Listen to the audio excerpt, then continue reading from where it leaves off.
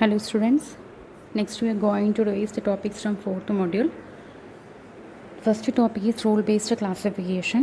In the third module we discussed about the classification methods like decision tree method, then naive Bayesian classifier. In this module we are going to discuss about the role-based classification. Role-based classification means we are generating some rules, and using that rules we can identify the class of a new tuple.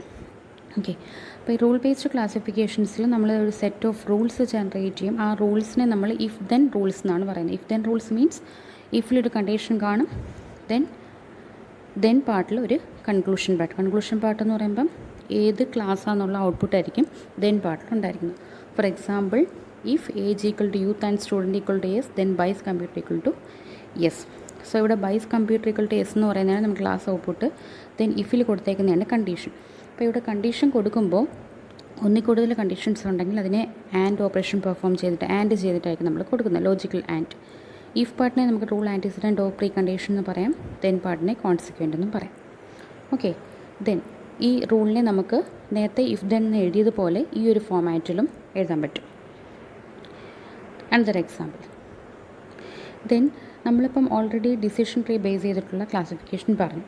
അപ്പം നമുക്ക് ഈ decision ട്രീയിൽ നിന്ന് വേണമെങ്കിലും rules generate ചെയ്യാം. Decision ട്രീയും rule മെത്തേഡും തമ്മിലുള്ള difference, decision ട്രീക്ക് ഒരു order കാണും, ബട്ട് റൂൾസിന് പ്രത്യേകിച്ച് ഓർഡറൊന്നുമില്ല. ദെൻ ഡിസിഷൻ ട്രീയുടെ കേസിലാണെങ്കിൽ നമുക്ക് എല്ലാ ക്ലാസ്സും, അതായത് നമ്മൾ എക്സ്പെക്റ്റ് ചെയ്യുന്ന എല്ലാ ക്ലാസ്സസും ആ ഡിസിഷൻ ട്രീയിൽ ലീഫ് നോഡിൽ റെപ്രസെൻറ്റ് ചെയ്തേക്കും.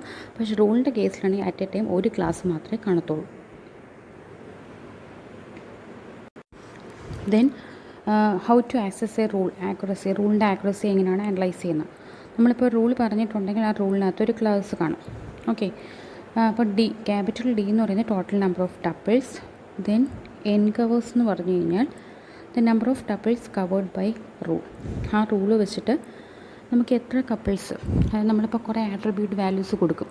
അപ്പോൾ ആ ഡേറ്റാബേസ് നോക്കിയിട്ട് എത്ര ടപ്പിൾസാണ് ആ റൂൾ യൂസ് ചെയ്ത് നമുക്ക് കവർ ചെയ്യാൻ പറ്റുന്നത്. ദെൻ അതിനകത്ത് എത്ര എണ്ണമാണ് കറക്റ്റായിട്ട് ക്ലാസിഫൈ ചെയ്യാൻ പറ്റുന്നു. അതായത് നമുക്കിപ്പോൾ ഒരു റൂളുണ്ട്, നമുക്ക് ഡേറ്റാബേസിൽ 100 ടപ്പിൾസ് ഉണ്ടെങ്കിൽ ആ റൂൾസ് കവർ ചെയ്യുന്ന 50 ടപ്പിൾസ് ആയിരിക്കും. ആ 50 ടപ്പിൾസിലും റൂൾ പറഞ്ഞേക്കുന്ന ക്ലാസ് എന്ന് പറയുന്നത് ചിലപ്പോൾ എസ് ആയിരിക്കാം. അതിൽ എല്ലാ ടപ്പിൾസും കറക്റ്റായിട്ട് റൂളിൽ പറഞ്ഞേക്കുന്ന ക്ലാസ് തന്നെ കിട്ടണമെന്നില്ല. അപ്പോൾ incorrect means number of tuples correctly classified by the rule. മനസ്സിലായോ? നമുക്കൊരു ഡേറ്റാബേസിൽ 50 ടപ്പിൾസ് ഉണ്ട്. ഒരു റൂൾ എടുക്കുവാണെങ്കിൽ ആ റൂൾ യൂസ് ചെയ്ത് ആ റൂൾ കവർ ചെയ്യുന്ന ഡേറ്റാബേസിൽ 10 ടപ്പിൾസ് ആയിരിക്കും. ആ 10 ടപ്പിൾസിലും കറക്റ്റായിട്ട് ആ റൂൾ യൂസ് ചെയ്ത് കറക്റ്റ് ക്ലാസ് പ്രൊഡിക്ഷൻ കിട്ടുന്നത് ചിലപ്പോൾ 5 ടപ്പിൾസിനായിരിക്കും. സോ കവറേജ് എന്ന് പറയുന്നത് നമ്മൾ പറഞ്ഞ 10/50. ഇതിന് ആക്യുറസി എന്ന് പറയുന്നത് 5/10. ഓക്കെ, എത്രമാത്രം ആക്യുറേറ്റ് ആണെന്ന് നമുക്ക് ഐഡൻറ്റിഫൈ ചെയ്യാൻ പറ്റും. ഇനി ഇപ്പോൾ ഒരു ടപ്പിൾ എടുക്കുവാണെങ്കിൽ ആ ഒരു റൂളും ഉണ്ട്. അപ്പോൾ ആ ടപ്പിളിനെ കറക്റ്റ് ആ റൂൾ യൂസ് ചെയ്ത് നമുക്ക് ക്ലാസിഫൈ ചെയ്യാൻ പറ്റിക്കഴിഞ്ഞാൽ ആ റൂള് ട്രിഗേർഡ് എന്ന് പറയാം. ചില കേസിൽ ഒരു tuple more than 1 rules satisfy ചെയ്യും, അല്ലെങ്കിൽ ഒരു റൂളും സാറ്റിസ്ഫൈ ചെയ്യത്തില്ല. മോർ ദാൻ 1 റൂൾ സാറ്റിസ്ഫൈ ചെയ്യുന്ന കേസിൽ നമുക്ക് ഏത് റൂൾ എടുക്കണമെന്നൊരു കൺഫ്യൂഷൻ വരും. ആ കേസിലാണ് നമ്മൾ സൈസ് ഓർഡറിങ്ങും റൂൾ ഓർഡറിങ്ങും കൺസിഡർ ചെയ്യുന്നത്. സൈസ് ഓർഡറിങ്ങിൻ്റെ കേസിലാണെന്നുണ്ടെങ്കിൽ നമ്മൾ ഇപ്പം ഒരു ടപ്പിൾ ഒരു 5 റൂൾസ് സാറ്റിസ്ഫൈ ചെയ്യുന്നുണ്ടെങ്കിൽ അതിലേത് റൂളിലാണോ മോർ നമ്പർ ഓഫ് കണ്ടീഷൻസ് ഉള്ളത്, അല്ലെങ്കിൽ more number of attribute testing ഉള്ളത്, ആ റൂളായിരിക്കും നമ്മൾ സെലക്ട് ചെയ്യുന്നത്. അതാണ് സൈസ് റീ ഓർഡറിങ്. ഈ ക്ലാസ് റൂൾ ഓർഡറിങ് എന്ന് പറയുമ്പോൾ 2 മെത്തേഡുണ്ട്, ക്ലാസ് ബേസ്ഡും ഉണ്ട്, റൂൾ ബേസ്ഡും ഉണ്ട്.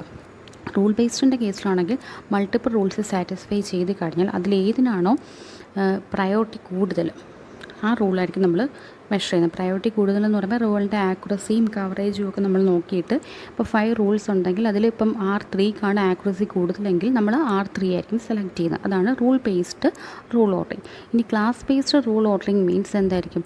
ആ കേസിൽ നമ്മളിപ്പം അപ്പോൾ ഒരു ടപ്പിൾ സാറ്റിസ്ഫൈ ചെയ്യുന്ന കുറേ റൂൾസ് ഉണ്ടെങ്കിൽ അതിൽ ക്ലാസ് മെജോറിറ്റി കൂടുതലുള്ള ഏത് റൂളാണോ ആ റൂളായിരിക്കും നമ്മൾ സെലക്ട് ചെയ്യുന്നത്. Then how to extract rule from a decision tree. Decision tree എന്ന റൂൾ നമ്മൾ ജനറേറ്റ് ചെയ്യുന്നത് from root to each leaf we are constructing a rule. അപ്പോൾ ആ കേസിൽ ഫസ്റ്റ് കേസാണ് ഇപ്പോൾ നമ്മൾ നോക്കുകയാണെങ്കിൽ age age equal to youth and student equal to no ആണെങ്കിൽ ലാസ്റ്റ് ക്ലാസ് എന്ന് പറയുന്നത് ബൈസ് കമ്പ്യൂട്ടർ നോ ആയിരിക്കും. ഓരോ റൂട്ടിൽ നിന്നും ഓരോ ലീഫിലോട്ടുള്ള പാത്തിലോട്ട് നമ്മൾ എന്ത് ചെയ്യും, ഒരു റൂൾ വെച്ചിട്ട് കൺസ്ട്രക്ട് ചെയ്യും. അപ്പോൾ ആ പാത്തിനിടയ്ക്ക് വരുന്ന സ്പ്ലിറ്റിംഗ് ക്രൈറ്റീരിയ എല്ലാം നമ്മൾ എന്ത് ചെയ്തിട്ട് കണ്ടീഷൻസ് ആയിട്ടായിരിക്കും സെലക്ട് ചെയ്യുന്നത്. Then how to induce rule from a sequential covering algorithm. അപ്പോൾ സീക്വൻഷ്യൽ കവറിങ് അൽഗോരിതം നമ്മൾ യൂസ് ചെയ്യുന്നതാണ് 1R മെത്തേഡ്. 1R മെത്തേഡിനകത്ത് നമ്മൾ സെലക്ട് ചെയ്യുന്ന ഒരു ആട്രിബ്യൂട്ട് ആയിരിക്കും നമ്മൾ സെലക്ട് ചെയ്യുന്നത് with minimum number, minimum error minimum ആയിട്ടുള്ള ആട്രിബ്യൂട്ട് ആയിരിക്കും നമ്മൾ സെലക്ട് ചെയ്യുന്നത്. അപ്പോൾ ഈ കേസിൽ നമ്മൾ ഫസ്റ്റ് എക്സാമ്പിളിനെ ബേസ് ചെയ്ത് നമുക്ക് 2 ആട്രിബ്യൂട്ട്സ് ഉണ്ട്, ജെൻഡർ, ഹൈറ്റ് ഉണ്ട്.